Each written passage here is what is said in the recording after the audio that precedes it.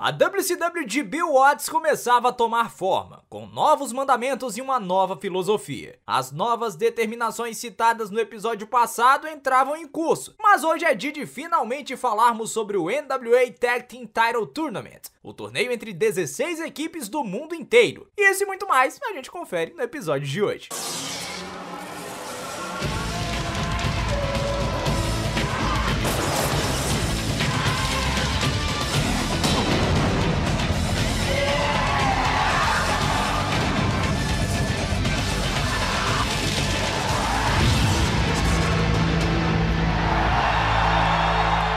Se você gostou do retorno, inclusive, deixa o seu like para que o algoritmo dê uma ajudada nas coisas, tá bem? Não deixe para depois, faça isso agora.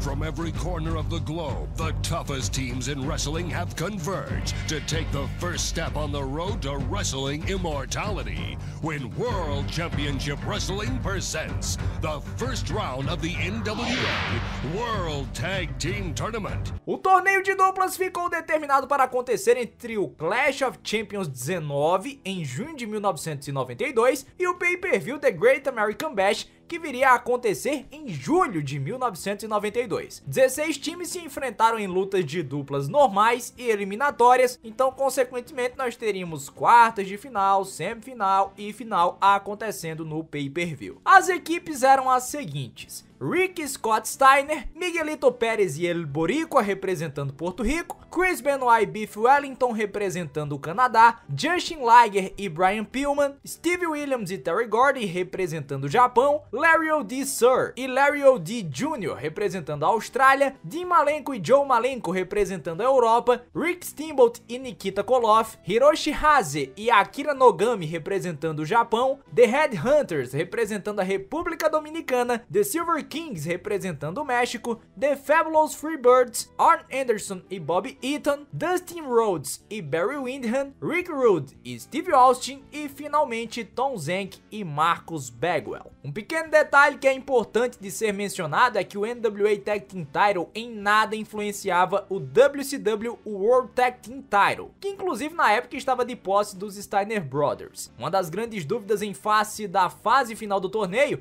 era saber quem iria para onde, pois o Steve Williams e o Terry Gordy enfrentariam os Steiner Brothers no Beach Blast com os títulos, o pay-per-view da WCW que ocorreu antes do The Great American Bash. E para piorar ainda mais o que as predições iriam mostrar, as duplas empatariam, então não dava para saber qual seria a direção que a WCW tomaria com os títulos de dupla da NWA. Um fato é que uma dessas duas duplas iria chegar na final e iria dar de cara com Dustin Rhodes e Barry Windham, plenos favoritos a finalistas antes mesmo de tudo começar, porque o Dusty Rhodes era booker e eles estavam levemente populares também. Um dos nomes que mais chamava a atenção desde o anúncio oficial de quem participaria desse torneio de duplas era o Chris Benoit, um jovem que Dave Meltzer dizia ser um dos 10 principais lutadores do mundo já naquela época. Do outro lado do mundo, o Chris Benoit se destacava como Pegasus Kid e fazia combates interessantíssimos contra o Justin Liger. Os planos da WCW eram de assinar a tempo completo com Benoit caso ele atendesse às expectativas no torneio. O mesmo poderia ser dito do seu parceiro Beef Wellington. Sim, é o Beef Wellington, tipo Beef Wellington. Muito provavelmente o nome é um trocadilho, eu acho, não sei. E o Beef Wellington tava num mato sem cachorro porque ele não poderia trabalhar no Canadá, porque não tinha empresa onde ele morava. No Japão, ele também não podia e o torneio era uma chance de ouro para ele encontrar um lugar para trabalhar regularmente. O Beef, na verdade, não teve oportunidades e o que se seguiu na carreira dele foi bem triste. Depois eu posso até contar a história se vocês tiverem interesse, mas ele teve um fim de carreira muito triste realmente. O Beef foi encontrado morto, inclusive por ironia do destino, no mesmo dia que o Benoit fez o que vocês bem sabem que ele fez. Quando chegou o Clash of Champions, um detalhe deveria ser considerado. Era um evento com a bandeira NWA, então todos os mandamentos do Bill Watts estavam inválidos. Os golpes da terceira corda ainda estavam legalizados, né? Afinal, as leis da NWA não tinham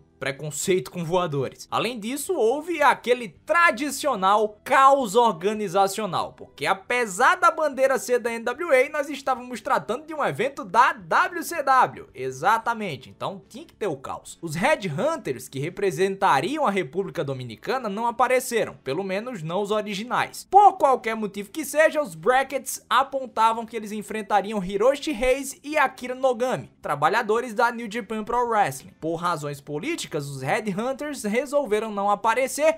Afinal, na época eles trabalhavam com a Wing, outra empresa japonesa, então eles não poderiam perder para concorrentes diretos, podemos dizer assim. Colocaram 2 mascarados aleatórios para serem os Headhunters e ficou por isso mesmo. Porém, eles também fizeram com que os representantes de Porto Rico não aparecessem. Miguelito Pérez e Rick Santana, o El Boricua, de acordo com a história, se envolveram num acidente de carro que não tinha um carro envolvido. Eu não sei como é que eu vou explicar isso, e nem eles fizeram questão de explicar isso melhor. Então, os Steiners, que estavam na fase para enfrentar esses dois, passaram sem lutar. Terry Gordy e o Steve Williams, do outro lado, derrotaram os O'Days, os representantes lá que estavam por mero favor político. Eles estavam representando a Austrália, eram da NWA, então bota pra lutar. Então avançaram para as quartas de final os Steiners e o Terry Gordy e o Steve Williams. A justificativa é que o Gordy e o Williams haviam sido os responsáveis por tal acidente. Ao menos eles cometeram um crime e proporcionaram a luta boa. É a ressocialização aplicada ao wrestling. O Williams e o Gordy inclusive venceram e avançaram para as semifinais que aconteceriam no The Great American Bash em 12 de julho de 1992.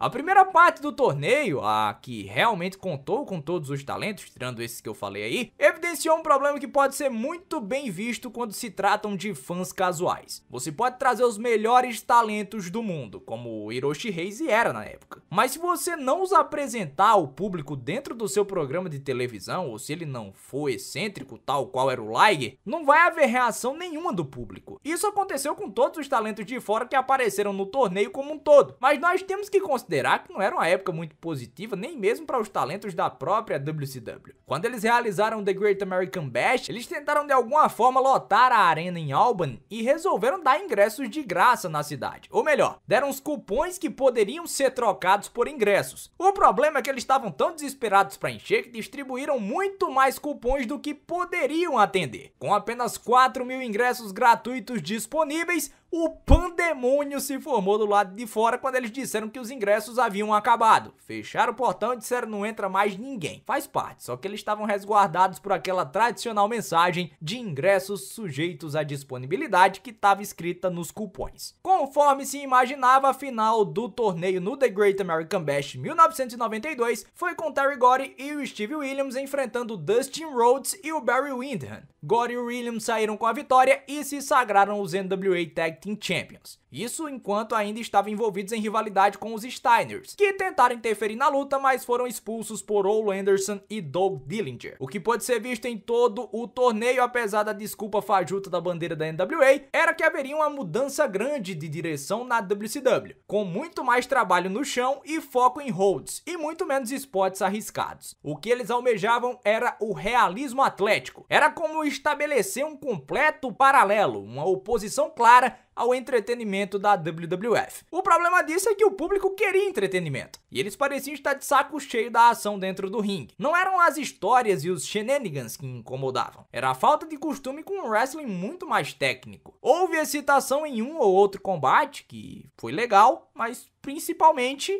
em um que não teve nada a ver com o torneio, que foi exatamente o que vai ser foco do próximo episódio, né? O reinado do Sting como WCW World Heavyweight Champion acabou no The Great American Bash e o gigante Big Van Vader conquistou o título nesse evento. Mas sobre isso eu falo no próximo episódio da série A História da WCW. É isso aí, pessoal, no próximo episódio vamos falar um pouquinho sobre o Vader. Como foi que o Vader chegou assim e causou esse impacto? Como foi que ele tirou o título do Sting? O que foi que aconteceu? Vamos falar sobre isso no próximo episódio. E o próximo episódio vai ser na sexta-feira. Marque no seu calendário. São 2 episódios da ECW e 2 da WCW nesta semana no Rádio de Pilha Driver. É semana cheia. Like, inscrição no canal, manda a série aí pra galera e diz que tá de volta. Avisa que eu voltei, tá bom? Tchau, tchau, galera! Fui!